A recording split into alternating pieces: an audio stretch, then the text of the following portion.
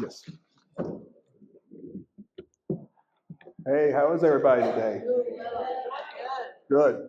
Glad to hear. I just want to say, everybody, thank you for being here today. I just want to kick things off by giving a heartfelt shout out to my mom, Cynthia Wells, who couldn't be here with us today, unfortunately. She's back in Chickamauga, Georgia, right in the heart of Marjorie Taylor Greene country.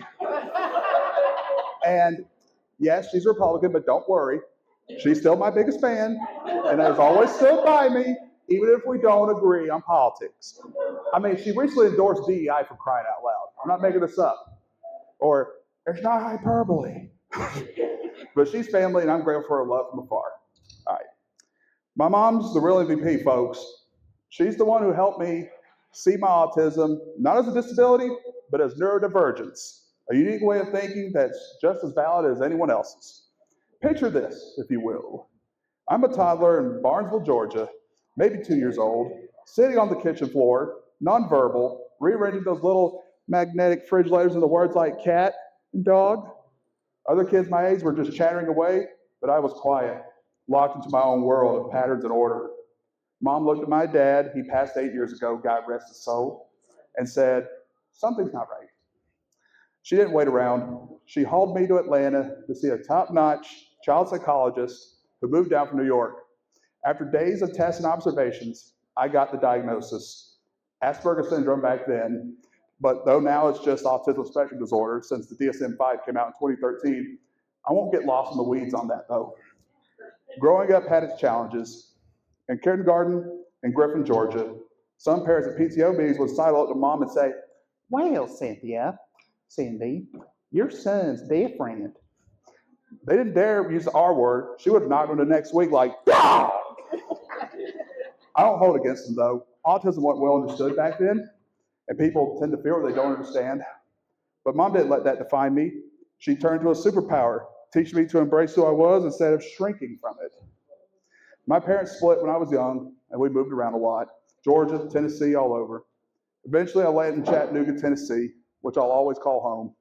Though through every upheaval, mom was my rock, coaching me on social skills, job skills, anything I needed to make sense of a world that often felt like a puzzle with missing pieces. We'd butt heads sometimes. Her methods weren't always my favorite, and I'd push back. But nevertheless, they worked. In high school, my government economics teacher saw how I would obsess over data and stats. I'd spend hours dissecting election results or economic trends for kicks and giggles. She pulled me aside one day and said, Seth, you'd make a heck of an actuary. I had to Google what that meant, but it planted a seed. After graduating, I went to Middle Tennessee State University, got a degree in mathematics with a focus on actuarial science and minored in economics.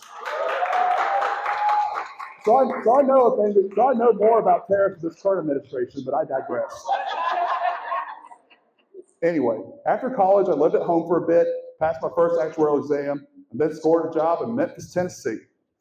That's because I'm walking in Memphis. That's when politics started tugging at me. It was 2020. The pandemic had me working from home, and I jumped into phone banking.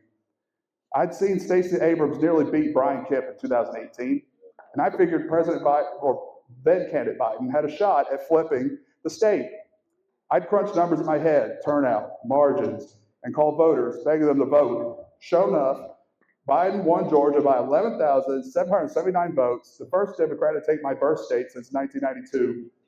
A week later, I landed a remote actuarial gig. I called mom and said, when my lease ends in June, I'm moving to the ATL. In June, peace out, A-Town. In June 2021, I left Memphis behind and settled in Sandy Springs. My first election as a Georgia voter was the 2021 Sandy Springs municipal races. I saw Dante Carter's name on the mayoral ballot. I see you, Dante. I had no clue who he was, but I voted for him anyway because why not? Then in June 2022, the Supreme Court's Dobbs decision hit, overturning Roe v. Wade. That shook me to my core. Let me tell y'all something. It felt like a blow to fairness and freedom. I couldn't sit still. I signed up with the North Fulton Democrats, knocked over 100 doors for Senator Raphael Warnock, and even talked my mom into voting for Jen Jordan, a South Georgia native running for Attorney General. My mom's a South Georgia native, by the way. More on that later. It was her first Democratic vote in forever, and I was proud as I could be. That hustle paid off. In spring 2023, Dante Carter, now a mentor and friend, asked me to be Sandy Springs City Captain for the Fulton County Democratic Party. I said yes in a heartbeat. Dante's been amazing. When I had surgery in 2023 to remove a thyroglossal duct cyst in my neck, you can see some of the scar right there if you look hard enough, but he showed up at the hospital with encouragement and a grin. He was coming in hot. Yeah, I still got that TikTok on my phone. That's family right there. I mean, Vin Diesel would be proud. The whole North Fulton crew, Dante, Lori Connor, and the rest took me in, autism and all. They didn't just accept me. They pushed me to own it, to use my perspective as a strength. In April 2024, I ran for a delegate seat to the Democratic National Convention from Georgia's 5th Congressional District. Oh, I'm not finished. I told folks we needed neurodiversity up there. Sure, racial and gender diversity matter, but so does how we think.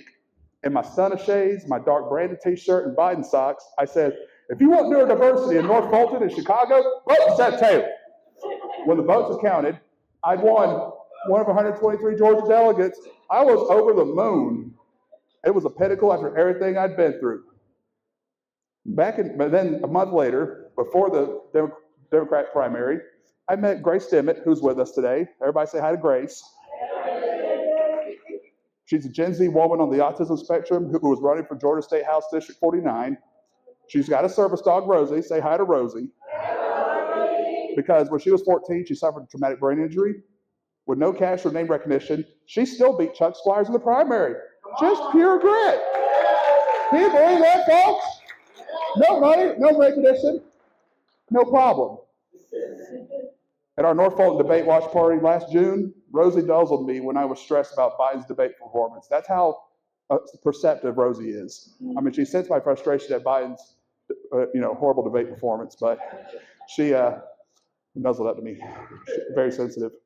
But unfortunately, Grace lost in November, but she's gearing up for 2026, and I'm going to cheer her on and support her every step of the way. And ultimately, we all saw Biden drop down, endorse Kamala Harris, and yada, yada, yada. And then, so let me tell y'all something. The Democratic National Convention in Chicago, woo, it was wild. I mean, all the speeches, and Lil John just crashing our roll call vote with, yeah! I mean, I even got quoted the Atlanta Journal-Constitution by Tia Mitchell. She asked me how I handled the noise and chaos on the floor, and I just matter-of-factly told her, medication and coping tricks keep me steady. I mean, I even still have a copy of the Sunday paper featuring my quote. I kid you not. I'll show it to y'all sometime if y'all want to see it. But ultimately, despite Kamala Harris's loss this past November, I knocked over 703 doors for her. That is not a typo. 703 doors. It's not hyperbole. But I'm still Sandy Springs City Captain, proud to serve. The Democratic Party of Georgia even appointed me to a data analyst role on their candidate recruitment committee this year. Can you believe that? Can you believe it? I just want to say thanks to the Fulton County Democratic Party, Kimberly Turpin, and Ladisha Robinson for giving me this platform to talk autism awareness. I'm here to prove that neurodiversity isn't a barrier, it's a gift, a sweet, precious gift. I'll keep fighting for autistic folks and everyone wired a little differently. If anyone tries to cut services for kids like Aiden, they'll have to fight us first. I'm looking at you, Elon Musk and Doge. Y'all are my community, my family. Thank you for showing up, for listening, and being part of this ride with me. It means the world. Thank you. God bless America. God bless us. We're that people.